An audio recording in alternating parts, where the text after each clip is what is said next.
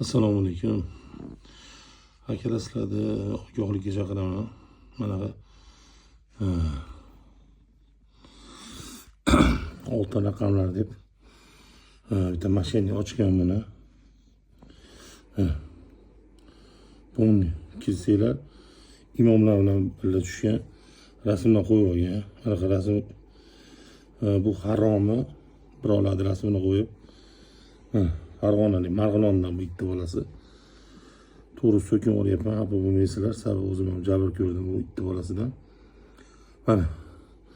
Mana bu raqamni menga sotgan. O'zicha klientga yetkazildi deb turib buni chiqaryapti.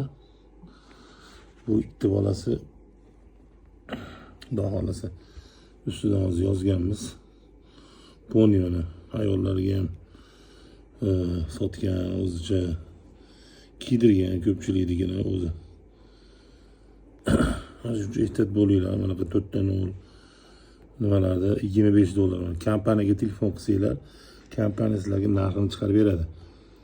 Bu mashinalar bunaqa qilib sotishga umuman haqqi ham yo'q ekan. Firmalarga haqqi bor ekan xolos.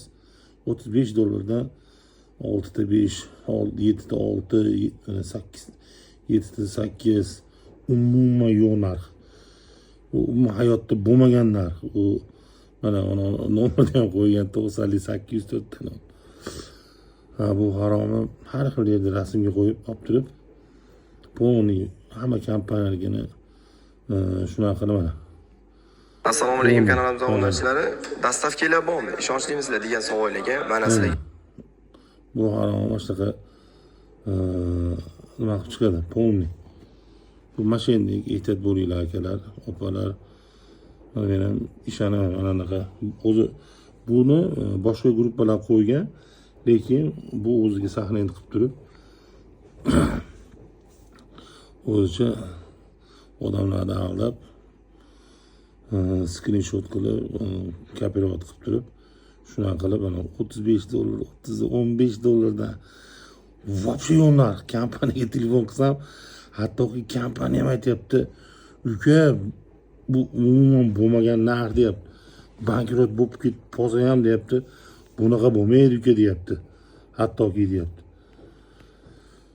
Onasini ham bu ikkita bolasi menga sotgandan keyin shuni bu gruppasini nima qilib yubordi. Hozir mana itemganga yozib ham qo'ydim. Yozdim, juda yomon so'z bilan yozdim. Bu xonasana bolasiga bunaqa